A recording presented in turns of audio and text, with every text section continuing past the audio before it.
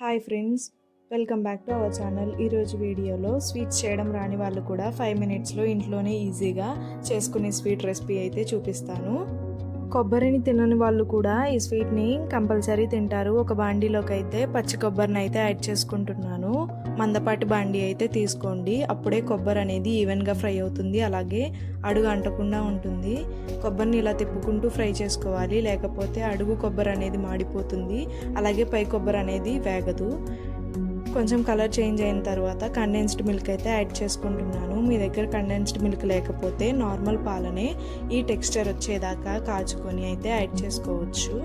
ఇప్పుడు రెండు బాగా కలిసేలా మిక్స్ చేసుకుంటున్నాను. చూసారు కదా, ఇలా పైన చూపించిన విధంగా కింద నుంచి పైకి కలుపుకోవాలి. ఇప్పుడు దాన్ని చూసారు కదా, ఈ కలర్ వచ్చిందంటే స్వీట్ అనేది ఆల్మోస్ట్ రెడీ అయిపోయినట్టే. ఇప్పుడు నేను ఈ స్వీట్లోకి అయితే ధనియాల పౌడర్ని యాడ్ చేసుకుంటున్నాను, అంటే కొరియాండర్ పౌడర్. ఎందుకు యాడ్ చేసుకుంటున్నాను అంటే స్వీట్లో టేస్ట్ అలాగే ఫ్లేవర్ అనేది ఎన్హాన్స్ అవుతుంది. కొబ్బరి ఫ్లేవర్ నచ్చని వాళ్ళు కూడా ఇష్టపడతారు. ఇప్పుడు నా దగ్గర ఉన్న డ్రై ఫ్రూట్స్ని చిన్నగా చాప్ చేసుకుని యాడ్ చేసుకున్నాను.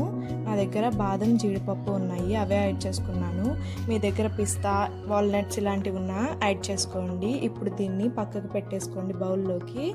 ఇది అనేది చల్లారాలి. చల్లారిన తర్వాతే మనం లడ్డు ఎంత సైజులో కావాలో అంత సైజులో అయితే ఇలా ఒక స్పూన్తో చేతిలోకి తీసుకొని లడ్డూలు ఎలా చుడతారో తెలుసు కదా, అలా రౌండ్గా అయితే చుట్టుకోవాలి.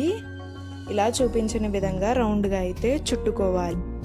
ఇలా రౌండ్గా లడ్డూల్లో అయితే నేను చుట్టుకున్నాను. చూసారు కదా ఎంత రౌండ్గా అయితే వచ్చిందో. ఇప్పుడు ఇంకొక గిన్నెలోకి పక్కకైతే వైట్గా ఉంది ఎండు కొబ్బరిని అయితే మిక్సీలోకి వేసుకున్నాను.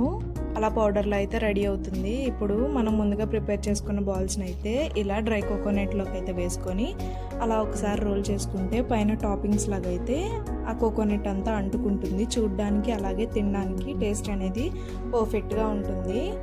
చూసారు కదా, చాలా ఈజీ చేసుకోవడం అయితే, అంత పెద్ద కష్టమైతే కాదు,